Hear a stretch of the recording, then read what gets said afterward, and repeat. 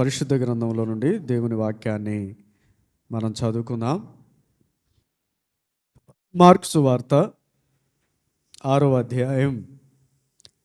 Mark సువార్త 6వ అధ్యాయం దయచేసి చూడండి. 30వ వచనం నుండి చదువుకుందాం. అంతటా అపోస్తలులు యేసునొద్దకు కూడి వచ్చి తాము చేసినవన్నీ బోధించువన్నీ ఆయనకు తెలియజేసిరి. అప్పుడు ఆయన, మీరు ఏకాంతముగా అరణ్య ప్రదేశమునకు వచ్చి కొంచెము సేపు అలసట తీర్చుకొనుడని చెప్పెను. ఏలయనగా అనేకులు వచ్చుచు పోవుచు నుండినందున భోజనము చేయుటకైనను వారికి అవకాశము లేకపోయెను. కాగా వారు దోణి ఎక్కి అరణ్య ప్రదేశమునకు ఏకాంతముగా వెళ్ళిరి. వారు ఎళ్ళుచుండగా జనులు చూసి అనేకులు ఆయనను గుర్తెరిగి సకల పట్టణముల నుండి అక్కడ కాలినడకన పరిగెత్తి వారికంటే ముందుగా వచ్చిరి. గనుక యేసు వచ్చి ఆ గొప్ప జనసమూహమును చూసి వారు కాపరు లేని గొర్రెల వలె ఉన్నందున వారి మీద కనికరపడి వారికి అనేక సంగతులను బోధించెను. ప్రార్థన చేసుకొని దేవుని వాక్యాన్ని మనం విందాం. పరిశుద్ధుడు అయిన తండ్రి, ప్రేమగల దేవా, మీకు వందనాలు. ఈ సమయంలో కూడి వచ్చిన నీ బిడ్డలను బట్టి వందనాలు. మీరు మాట్లాడితే మా జీవితాలు సరిచేయబడతాయి నాయనా.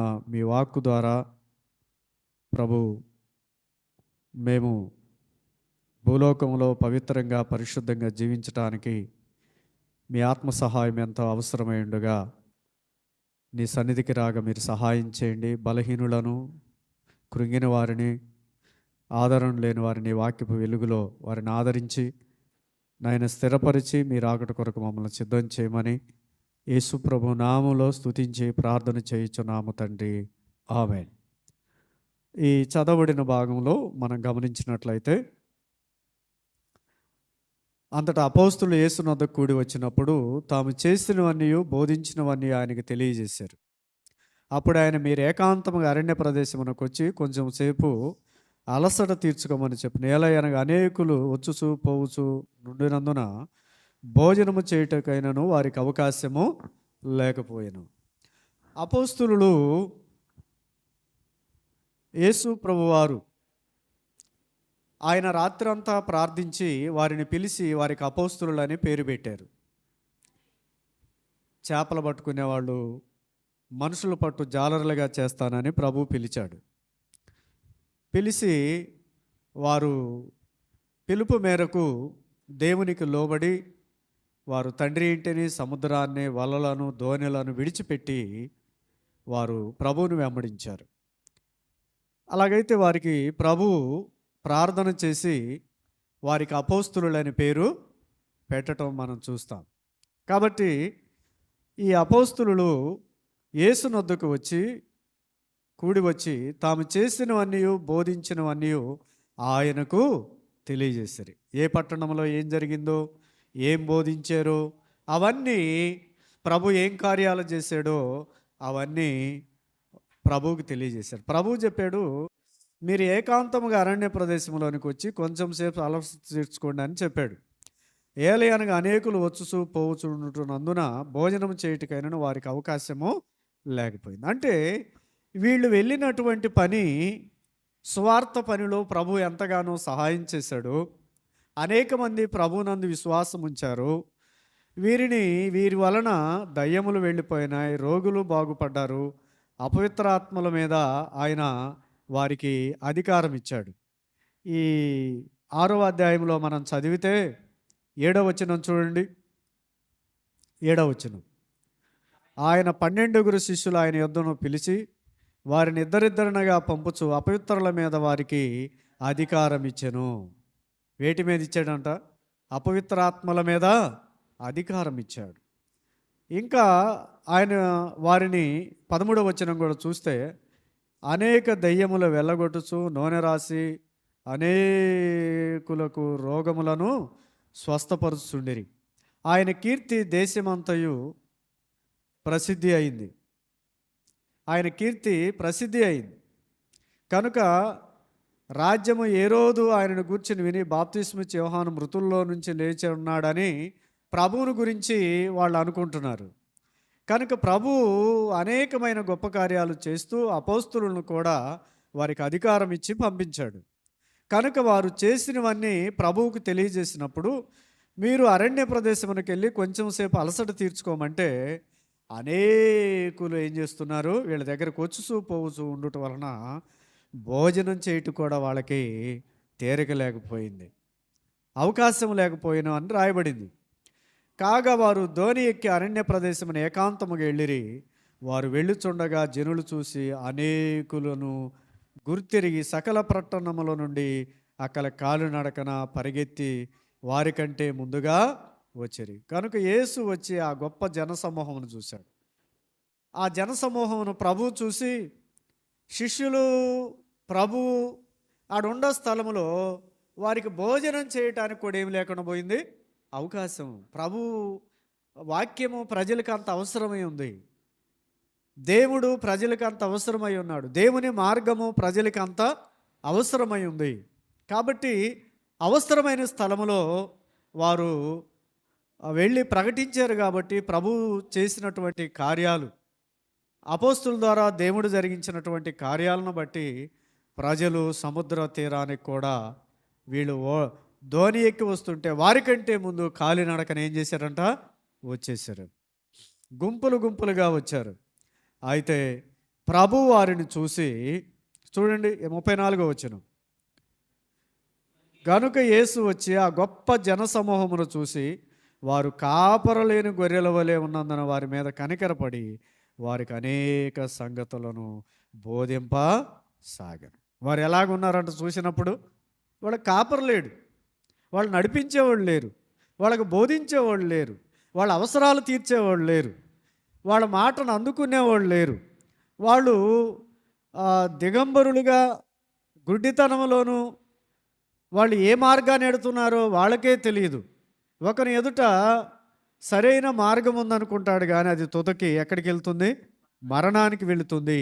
అది ప్రభు చూసి అన్నాడు, వీళ్ళు కాపరు లేని గొర్రెల వలె ఉన్నారని చూసి వారి మీద కనికరపడి అనేక సంగతులు వాళ్ళకి చెప్పాడు. దేవుని రాజ్యాన్ని గురించి, పరలోకాన్ని గురించి ఆయన వారికి బోధిస్తూ, మీరు మారు మనసు పొందండి, దేవుని రాజ్యానికి వారసులు కండి, నేను పరలోకము నుండి భూలోకానికి దిగివచ్చిన మన్నాను అని ఆనాడు ప్రభు తెలియజేశాడు. కాబట్టి నన్ను తిన్నవాడు ఎన్నటికీ మరణించడు అని. అంత మాత్రమే కాదు, మొదటి పత్రిక, తిమోతికి రాసిన మొదటి పత్రిక 1వ అధ్యాయం 15వ వచనంలో, పాపులను రక్షించుటకు క్రీస్తు యేసు లోకమునకు వచ్చిన వాక్యము నమ్మదగినదియు పూర్ణ అంగీకారమునకు యోగ్యమునై ఉన్నదని అపోస్తలుడైన పౌలు తిమోతికి ఈ సంగతులు చెప్పటం మనం చూస్తాం. కాబట్టి ప్రభు వారి మీద కనికరపడ్డాడు. దేవుని పిల్లలకి ఏముండాలి నేటి దినాల్లో? కనికరం, దయ, అవి ప్రభువులో ఉన్నాయి. జాలి, కరుణ, వాత్సల్యత, ఇవన్నీ ప్రభువులో ఉన్నాయి. కాబట్టి ఇవి దేవుని పిల్లల్లో కనపడాలి. ఎవరిలో కనపడాలి? ప్రభు ఈ లోకానికి వస్తే ప్రభువులో ఇవన్నీ కనపడ్డాయి. అపోస్తులను పంపించినప్పుడు అపోస్తులు పరలోక రాజ్యాన్ని గురించి వారు తెలియజేసినప్పుడు అనేక మంది విని వీరిని వెంబడించారు, సత్యమైన వాస్తవమైన సంగతులను తెలుసుకున్నారు. అలాగనే ప్రభువు కూడా వారికి అనేకమైన సంగతులను బోధించటం మనం చూస్తాం. ఇంకా అంతేకాదు, ఒక కుష్ఠరోగి వచ్చినప్పుడు లూకాసు వార్తలో, అయ్యా నీకు ఇష్టమైతే నన్ను శుద్ధునిగా చెయ్యి. ఎలాగ చేయమంటున్నాడు? నీకు ఇష్టమైతే నన్ను శుద్ధినిగా చేయమని ప్రభువుని అడగడం మనం చూస్తాం. కాబట్టి ఆ యొక్క పరిస్థితులను మనం గమనించినట్లయితే ప్రభు మీద ఆధారపడడం, ప్రభువుని అడగడం మనము గమనిస్తాం. ఏమిటి అంటే, ఆయన యొద్దకు వచ్చి మోకాళ్ళుని, ప్రభువా నీ చిత్తమైతే నన్ను ఏం చెయ్యి, శుద్ధినిగా చేయి, నాకు ఇష్టమే నువ్వు శుద్ధుడగటము నాకు ఇష్టమే. అతన్ని ముట్టి ఏం చేశాడు? బాగు చేశాడు. చూడండి ఎంత ఆదరణ. కుష్ఠరోగులు ఎక్కడ ఉంటారు? పాళ్యమెలపలు ఉంటారు, దూరంగా ఉంటారు. కాబట్టి భయంకరమైనటువంటి వాసనతో వాళ్ళని చూస్తే కొంతమందిని భయం వేస్తుంది మనకి. వాళ్ళు మనుషులే కానీ ఆ వ్యాధి చేత వాళ్ళ అవయవాలు వంకరలబోతాయి. భయంకరంగా నీరు స్రవిస్తూ ఉంటుంది సీమి. అందుకని ఇంటిలో వాళ్ళు కూడా వాళ్ళని ద్వేషిస్తారు, పక్కకి పెట్టేస్తారు. అలాంటి బిడ్డలకి, భార్యకు, బంధువులకు దూరంగా ఉంటున్న ఆ వ్యక్తి ప్రభు దగ్గరకు వచ్చి అడగడం మనం చూస్తాం. ప్రభువా, నీ చిత్తమైతే నన్ను శుద్ధినిగా చేయి, నాకు ఇష్టమే, నువ్వు శుద్ధుడు అగటం నాకు ఇష్టమే. వాడిని ముట్టి బాగు చేశాడు. కాబట్టి దేవుని చిత్తం కూడా మనం తెలుసుకోవాలి, ఆయన ఇష్టం కూడా మనము తెలుసుకోవాలి. ఆయన వ్యతిరేకంగా మనం జీవించకూడదు. ప్రభువుకి లోబడాలి, ప్రభువుకి విధేయత. చూడండి, మనం బాగలేనప్పుడు ఒక రకంగా ఉంటాం, బాగున్నప్పుడు ఒక రకంగా ఉంటాం కదా. చాలా గర్వంగా ఉంటాం, నాకేంట్లే అన్నట్టుగా ఉంటాం. అలాగా కుష్ఠరోగి ఉండగలడా? లేదు. ఆహారానికి, నీళ్ళకి దూరంగా అలాంటి వ్యక్తి బాగుపడ్డాడు అంటే అతనిలో ఉన్న సంతోషం మరొకటి ఉంటుందా? ఉండదు. అసలు కుష్ఠరోగం పాపంతో పోల్చబడింది. దేనితో పోల్చబడింది? పాపంతో పోల్చబడింది. పాపంలో ఉన్న వ్యక్తి అంత భయంకరమైన స్థితిలో ఉన్నాడు అని దైవ గ్రంథం సెలవిస్తుంది. కాబట్టి దైవ గ్రంథంలో మనం గమనించినట్లయితే పాత నిబంధన గ్రంథం, కుష్ఠరోగి ఇంట్లో ఉంటే యాజకుడు వెళ్ళి పరీక్షించి పాళ్యమెలపల పెట్టాలి. మోషే మీద తిరుగుబాటు చేసినప్పుడు ఏం జరిగింది అక్కడ మనకు తెలుసు. మిరియాముకి కుష్ఠరోగం వచ్చింది. ఎవరి మీద తిరుగుబాటు చేస్తే? దైవ సేవకుని మీద. చూడండి ఎంత భయంకరమైన విషయం. అయితే పాళ్యమంతా వెళ్ళకుండా ఏం చేశారు? ఆగిపోయారు.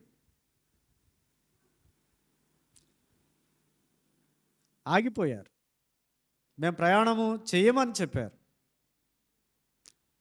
కాబట్టి దైవ గ్రంథంలో ఉన్న విషయాలను మనము జాగ్రత్తగా ఆలోచన చేసినట్లయితే దైవ గ్రంథంలో నేటి దినాల్లో ప్రజలకి ఇప్పుడు ఏమి లేదు, భయము లేదు. ఏమి లేదు? భయము లేదు, భయం లేదు. అనేక మంది ఏమైనా జరిగితే పరిగెత్తుతారు కానీ దేవుని వాక్యం వినడానికి, దేవుని మీద ఆధారపడడానికి ప్రభు ఏం చెప్పాడో అనేకమైన సంగతులు చెప్పాడు. పరలోక రాజ్యాన్ని గురించి చెప్పాడు, మారు మనసుని గురించి చెప్పాడు.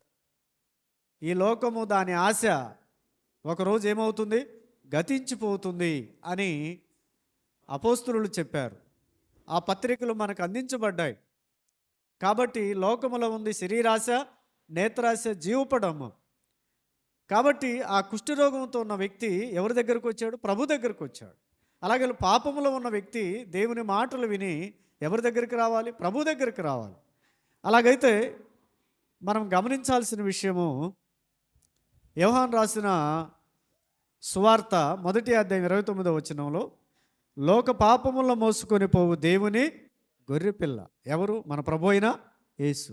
ఈ లోకములో ఉన్న పాపములన్నిటినీ తీసివేయటానికి, అపరాధములో ఉన్న మానవుణ్ణి, పాపములో ఉన్న మానవుణ్ణి తనతో పాటు బ్రతికించి నిత్యత్వంలో తనతో కూడా ఉండే భాగ్యాన్ని దేవుడు ఏం చేశాడు? మనకిచ్చాడు.